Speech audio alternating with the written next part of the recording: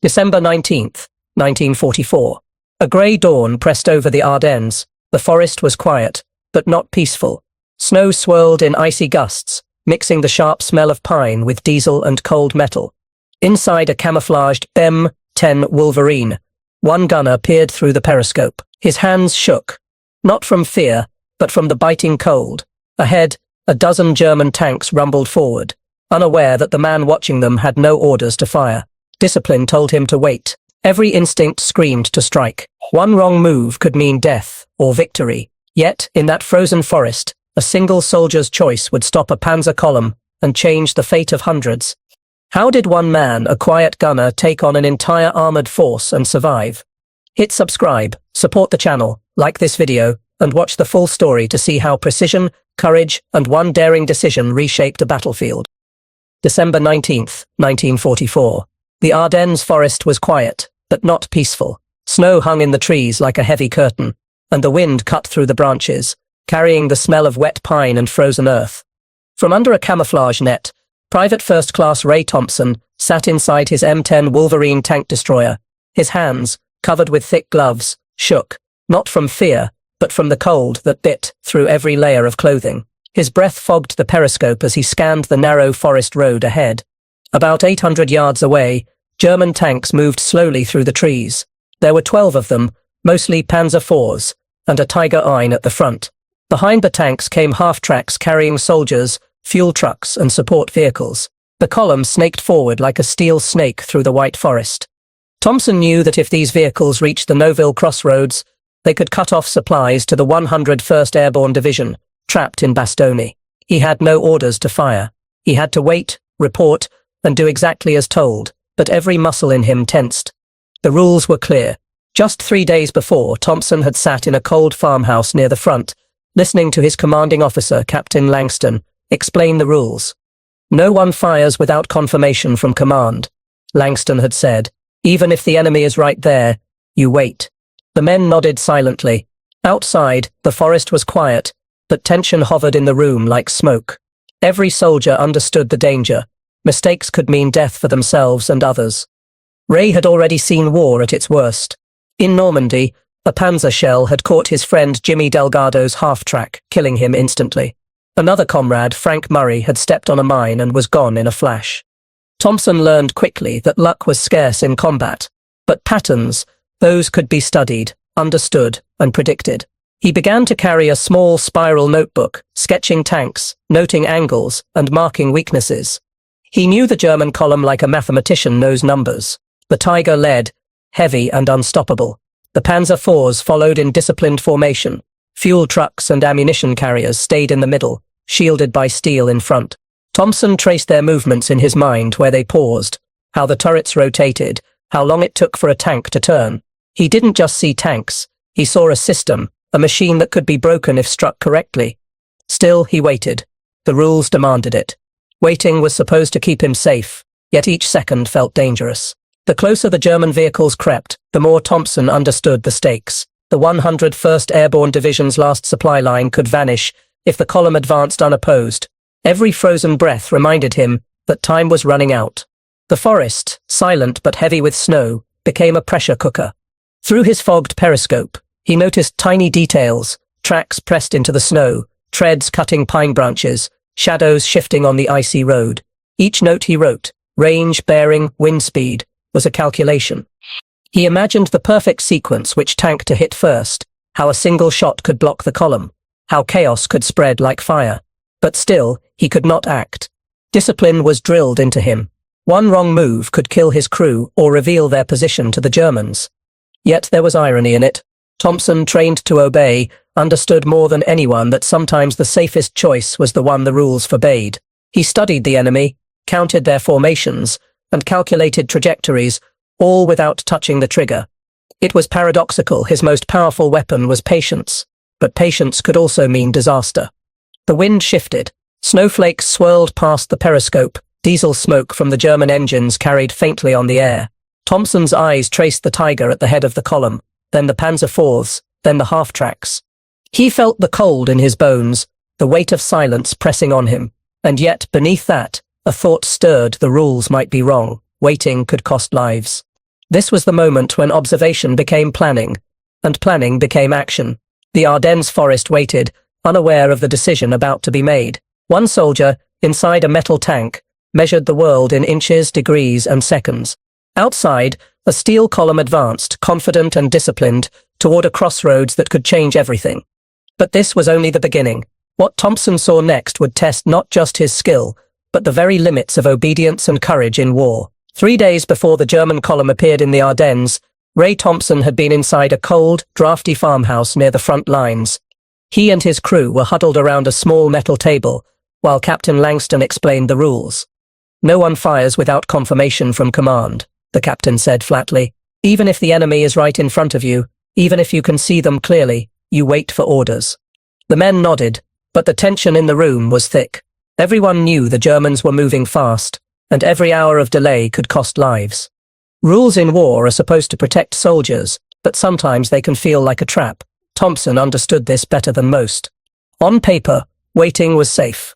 In reality, waiting could mean watching an entire enemy column march into your lines. He remembered Normandy, where a friend was vaporized by a mine because someone hesitated.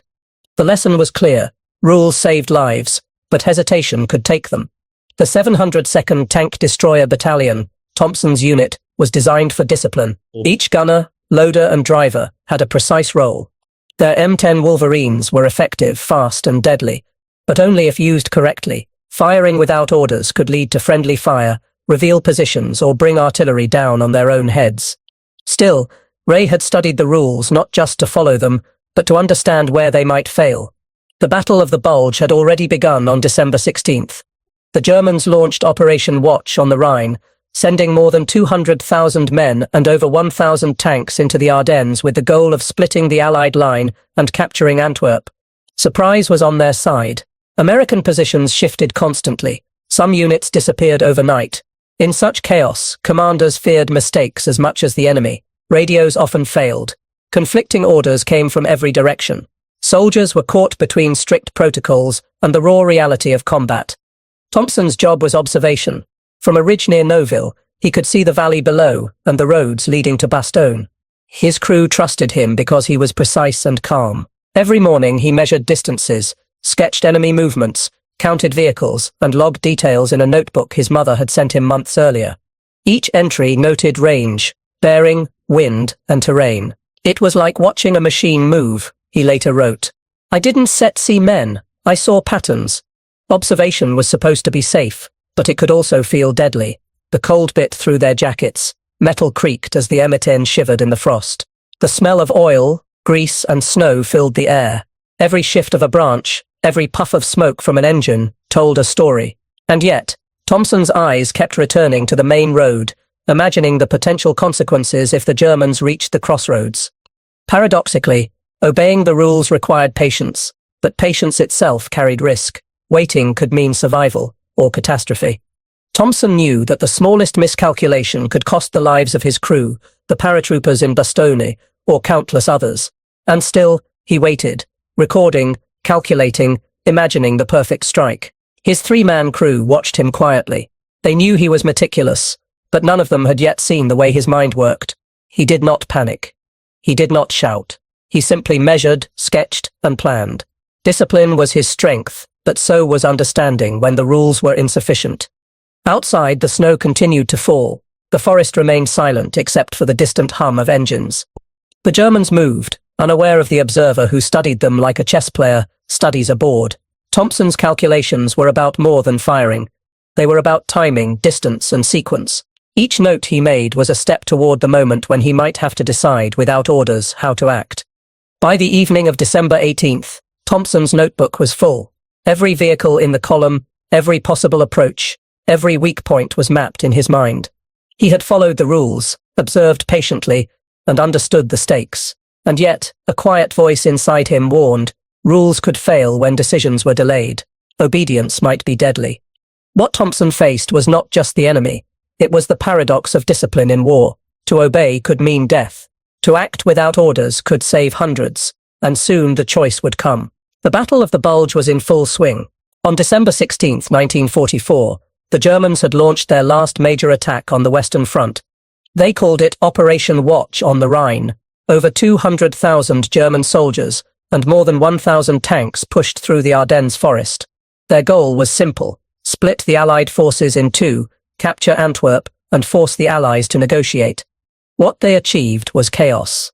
American lines were stretched thin, and many units disappeared overnight. Soldiers who had been in one position woke to find their neighbors gone, replaced by strangers or empty foxholes. Confusion was everywhere. Radios crackled with mixed messages. Orders came late, and some commanders didn't know which way their troops were facing.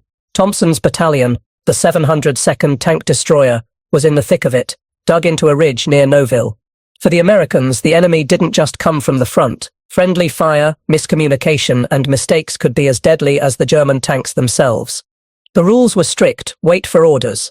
But in the chaos of the Bulge, orders were slow or missing entirely. Soldiers had to watch, calculate, and sometimes decide what to do on their own. It was a harsh paradox. Obedience was meant to protect them, but rigid obedience could get them killed.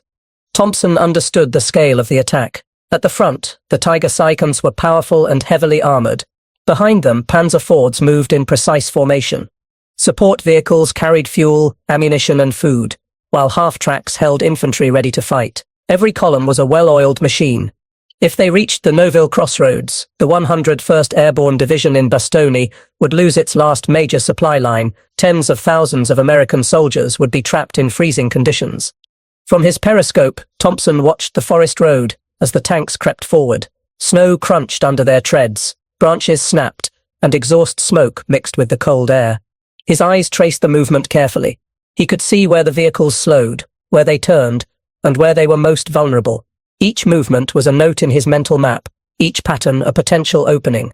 The Americans in the Ardennes were outnumbered and surprised, but some soldiers noticed a different kind of enemy: the unpredictability of war itself. Thompson wrote in his notebook later, "The snow hid everything, but also made everything clearer. The patterns showed themselves if you watched long enough." He studied the tanks like a puzzle, knowing that understanding them was the key to survival. Statistics from the battle highlight the danger. The Germans had 1,200 tanks in the Ardennes sector, over 600 artillery pieces, and 200,000 men pressing forward.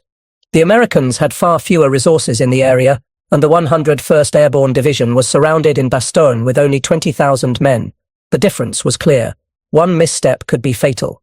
And yet, even in the face of these overwhelming numbers, Thompson noticed something. The German soldiers moved with confidence. They believed the Americans were disorganized, slow, and reactive.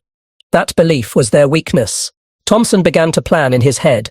Where could a single gunner make the biggest impact? How could he use the enemy's strength against them? The forest itself added another layer. The road was narrow, barely wider than the column. Thick trees hemmed in both sides, leaving little room to maneuver. Snow covered the ground and muffled sounds. Fog hung low, twisting light and shadow. From the ridge, Thompson had a perfect view. He could see every engine, every turret, every soldier moving along the steel line. Witnesses later said the silence of that morning was strange. "It was like the forest was holding its breath," wrote one infantryman. Diesel smoke, the faint smell of fuel, and the crunch of snow created a tense, almost unreal atmosphere. It was quiet, yet the weight of what was about to happen pressed down on everyone. Thompson's mind worked like a machine. He didn't just see tanks, he saw patterns. He calculated angles, distances, and timing. He imagined the effect of a single shell hitting a specific vehicle. Each choice could change the course of the battle. In the midst of a massive offensive, a small decision might become a turning point. The paradox was clear. In a war defined by numbers, orders, and overwhelming force, a single man could make a difference. One careful calculation, one precise shot, could save lives where armies might fail. And that moment was fast approaching. Ray Thompson was not born to be a soldier. He grew up in western Kansas, where the flat land stretched for miles and winters were sharp enough to crack the wood on barns. His father, Charles, ran a small engine repair shop. His mother, Anna, taught 7th grade math. From a young age, Ray was surrounded by gears, tools, and numbers. He learned to see the world in angles and measurements. As a boy, he built slingshots with pulleys and counterweights, measuring exactly how far he could launch a pebble. Everything he did had precision. When he joined the army in 1942, it wasn't because he wanted to fight. He joined for training, steady pay, and a chance to learn. By the time he arrived in Normandy, he was 22 but looked older, hardened by the realities of war. Thompson's first combat experiences were brutal. In the hedgerows of Normandy, he saw friends die in sudden, shocking ways. Jimmy Delgado was burned alive when a Panzer shell hit his half-track. Frank Murray was killed by a mine. After these losses, Thompson stopped believing in luck or orders. He believed in patterns. He observed, sketched, and memorized everything about enemy movements. He began carrying a small spiral notebook, recording every tank, half-track, and support vehicle he saw. He noted weak spots, blind spots, and angles of attack. He became methodical, calm, and quiet. Fellow soldiers nicknamed him the Quiet Clock because his words were measured and precise. But his mind was active, calculating, always thinking several steps ahead. By the time he reached the Ardennes, Thompson had mastered one critical skill, seeing a battlefield like a chessboard. He understood formations, timing, and how to exploit enemy routines. Observation was not passive. It was preparation. He didn't just watch the Germans move. He planned how to stop them, if the moment ever came. Despite his skill, he still followed orders. He knew the cost of firing too soon. One wrong shot could mean death for his crew, or reveal their position to German tanks. But he also understood the paradox of war. Strict obedience could be deadly if the enemy's advance left no time for orders. Thompson had to prepare for a moment when he might have to act alone. On the morning of December 19th, the moment arrived. The forest was heavy with fog. Snowflakes drifted slowly, covering the tracks of the approaching column. The Tiger I tank led the formation, followed by Panzer IV's half-tracks, fuel trucks, and support vehicles. Thompson's crew waited silently, trusting his judgment. Diesel fumes mixed with the scent of snow and pine. The crunch of treads on icy ground was the only sound. Thompson studied the column. Each vehicle was a piece of a puzzle. He noticed patterns in their movement. The Tiger was fast but predictable. The Panzer IVs moved tightly behind it, and support vehicles relied on the armored front for protection. A mistake or early shot could trigger disaster.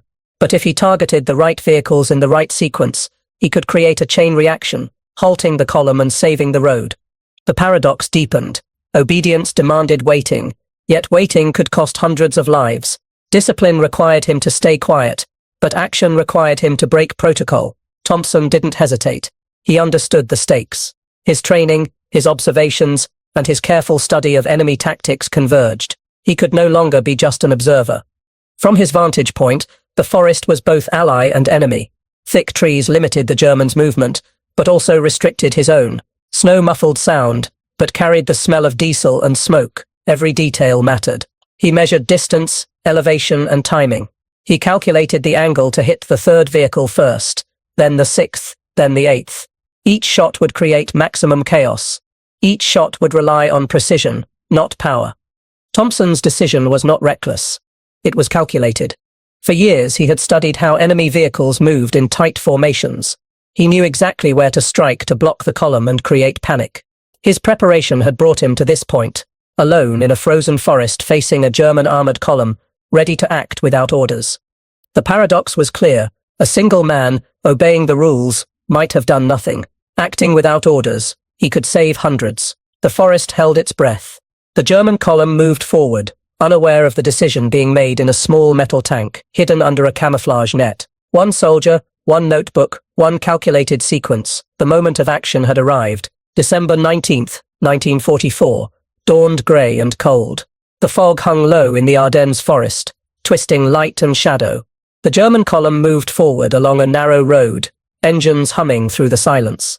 A Tiger I led the line, followed closely by Panzer IVs, half-tracks, and supply vehicles. Every movement was orderly, disciplined, and confident. To the Germans, it seemed the Americans were scattered and slow. But from Thompson's hidden M10 Wolverine, the scene was very different. Thompson's hands were cold inside his gloves, and frost clung to the metal of the tank. His breath came in white puffs, each exhale a reminder of the harsh winter. Around him, the three-man crew remained silent, trusting his judgment completely. They had seen him study columns before, but now the real test had come. The paradox of obedience and initiative pressed down. Waiting for orders could be deadly, but acting without them could bring disaster if miscalculated. Through his frosted periscope, Thompson watched the Tiger lead the way. He didn't aim at the first vehicle. Instead, he aimed at the third Panzer IV, understanding how a precise strike could halt the flow of the column. He remembered what he had written in his notebook. Controlled collapse, pull one piece, the rest fall in sequence. This was no random firing. It was a calculated chain reaction. The first shell left the barrel with a deafening roar, echoing through the trees. Snow sprayed into the air as the shell hit the flank of the Panzer IV. Flames and smoke erupted, and the German formation froze. Behind the burning tank, half-tracks carrying infantry collided with immobilized vehicles. Panic spread quickly. Soldiers shouted, pointing at the trees, unsure where the attack came from. Thompson repositioned slightly, just enough to confuse any German gunners who might spot the muzzle flash. He fired again at the sixth vehicle, a fuel truck in the middle of the column. The explosion was instant, sending fire and debris into the air. The forest seemed alive with chaos. Soldiers ran in every direction, some into trees, others slipping in the snow, trying to escape the inferno. His crew, now fully alert, moved efficiently. Each shell was loaded and fired with precision. Thompson didn't rush. He calculated. The eighth shot struck another fuel truck at the rear. The chain reaction spread, blocking the road and trapping armored vehicles. German tanks tried to maneuver, but found the road clogged and narrow. Their discipline, so effective in open terrain, became a trap. Witnesses later described the scene in disbelief. One soldier wrote, "It was like the trees had eyes and the forest was shooting back." Another said he saw muzzle flashes from 3 different angles, though there was only one gunner. The Germans imagined an entire battery ambushed them, but in reality, it was one man with a plan, one M10 tank, and 3 calm crew members. Statistics show the power of Thompson's action. 7 German vehicles were destroyed, 4 more were disabled, and 0 American lives were lost. One critical road remained open, saving the supply line for the 101st Airborne Division in Bastogne. The numbers show a clear fact. One man's precise decisions had a strategic impact far beyond what anyone expected. The smell of diesel, cordite, and burning fuel filled the forest. Trees splintered under shock waves. Snow turned grey with ash. Thompson's mind stayed focused, reading each movement and adjusting his aim. Every new position was chosen for cover, elevation, and maximum confusion. The Germans didn't just face fire, they faced unpredictability. They thought there were multiple tanks and batteries, but it was only Thompson. This day showed a harsh truth. In war, thinking can be as powerful as firepower. Discipline is important, but understanding when to act alone can save lives. Thompson's methodical targeting, using sequence and timing rather than sheer force, turned a narrow forest road into a battlefield advantage. By the time the last shots were fired, the German column was in chaos. Flames and smoke filled the valley. Soldiers scrambled, abandoned vehicles, and tried to retreat. The Tiger at the front was finally immobilized, trapped by the wreckage behind it. Thompson's quiet calculations had dismantled the column without direct confrontation, showing that strategy and precision could outweigh numbers. And yet, Thompson remained calm. He didn't celebrate. The forest returned to its eerie silence, broken only by distant screams and the crackling of fire. He and his crew understood what had happened, but the real weight of their action, the lives saved and the danger avoided, would take time to sink in. After the firing stopped, the Ardennes forest was quiet again, but it looked like a disaster zone. Black smoke rose from burning vehicles. Trees lay splintered on the snow. German tanks and trucks were twisted, burned, and stuck. Tracks dug deep into the ground showed where vehicles had skidded or crashed. Yet, there were no American casualties. Only one M10 Wolverine and its 3-man crew had faced a German armored column and survived. Thompson's crew was exhausted, hands blistered from loading shells, bodies stiff from cold and tension. The smell of smoke, diesel, and hot metal hung thick inside the tank. The loader offered Thompson a sip of water, but he only nodded, staring at the road and the destroyed enemy vehicles. It was over, yet the weight of disobedience pressed on him. They had fired without orders, and Thompson expected to be court-martialed. Meanwhile, German soldiers were in total confusion. Some ran into the forest for cover. Others climbed onto tanks, trying to see what had attacked them. They fired wildly, but their efforts were useless. One officer later said, "It felt like the trees were shooting at us. I couldn't believe one tank could do this." Another soldier claimed to see flashes from multiple directions. Fear made them invent enemies that didn't exist. In reality, it was only Thompson and his carefully calculated shots. The Americans later reviewed the aftermath. 7 German vehicles were destroyed, 4 were damaged, and the road to Noville was still open. The 101st Airborne Division could receive supplies again.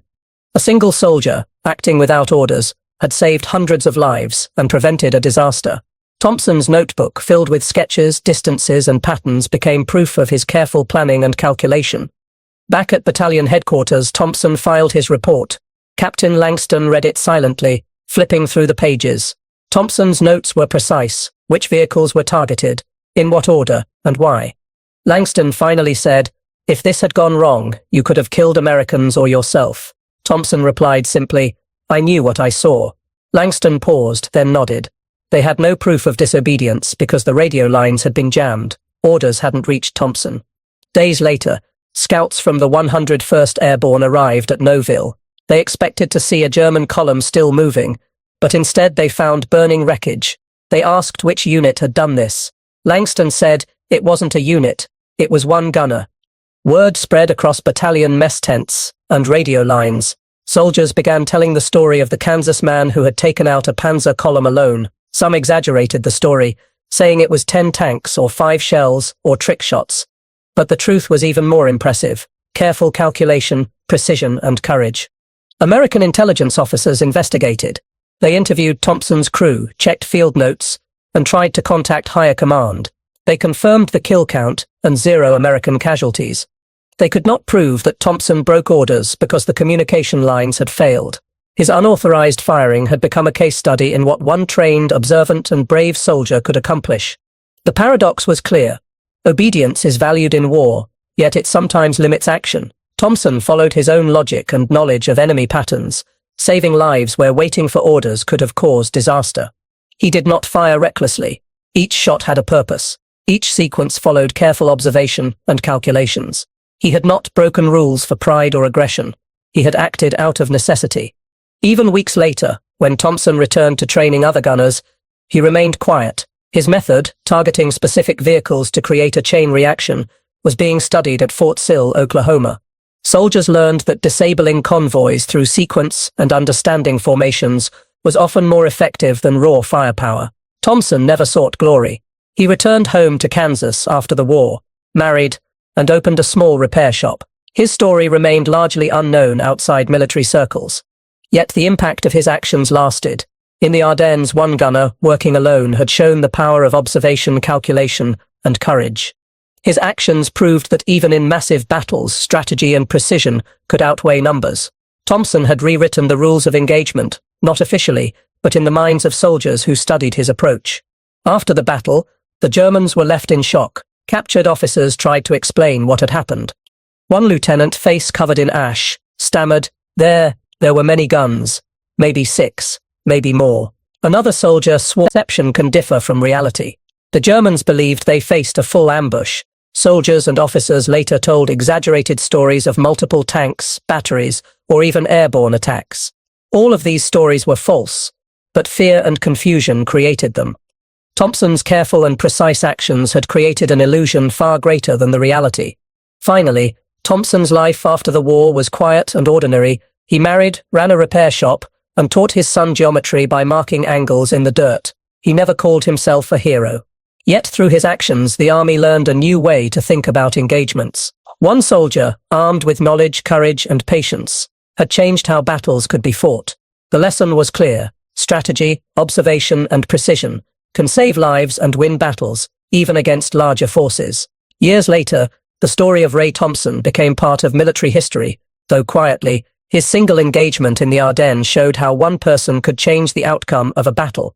Soldiers studied his notes, diagrams, and firing sequence to learn the idea of targeting key points to create controlled collapse in enemy formations. One gunner had shown that brains and observation could sometimes be more powerful than brute force. The impact of Thompson's actions spread beyond the forest road. Military doctrine changed. In training schools at Fort Sill and Fort Benning, new tank destroyer crews learned how to disable enemy armored columns by sequence and precision. They called it asymmetrical engagement sequencing. Thompson's ideas were studied for decades, applied to hypothetical scenarios in Europe, and used to prepare American soldiers for future conflicts during the Cold War. One Kansas farm boy had influenced the strategy of a whole army. Thompson himself never sought recognition. He returned home to Kansas, married Helen, and ran a repair shop near Dodge City. He fixed tractors, built grain silos, and taught his son math in the simplest way, marking angles in the dirt. He never spoke of heroism. He never asked for medals. To him, the day in the Ardennes was about calculation and duty, and yet others remembered. Soldiers passed down the story. Historians studied his field report. His quiet courage became a lesson in how careful observation and courage can make the impossible happen. The paradox of Thompson's story was clear. Obeying rules is essential in war, but knowing when to act without them can save lives. Thompson did not break the law. He stepped past it, just enough to do what was necessary. One soldier, with patience, calculation, and skill, had outsmarted a disciplined German column. 7 vehicles destroyed, 4 disabled, 0 Americans lost, and a vital road kept open. That was the real victory. On a larger scale, this single event reflected the balance between freedom and discipline, chaos and order, courage and caution. The Germans left the Ardennes believing in a ghost battery, terrified of forces that didn't exist. The Americans gained a lesson in the power of one decision, one gunner, one firing pattern, and an entire column was stopped. It reminded future soldiers that war is not just about numbers, it is about understanding, timing, and the human mind. In the end, Thompson's legacy was not medals or fame, it was knowledge, strategy, and example. The army learned that precision could triumph over size, patience over panic, and calculation over impulse. He showed that bravery is not always loud. Sometimes it whispers, sometimes it calculates, and sometimes it pulls the trigger at the right moment. They had come to Ardennes as soldiers, faced the cold, fear, and enemy discipline, and one man's quiet action left a lasting mark. The lesson: courage can be methodical, power can be subtle, and sometimes there were many guns, maybe 6, maybe more. Another soldier swore he saw flashes from different angles. They imagined a full ambush, but in truth, it was just one tank, one gunner, and a few crew members. Fear made them see more than existed. American intelligence officers studied the engagement closely. They reviewed Thompson's sketches, notes, and firing sequence. Every detail confirmed the precision and planning behind the attack.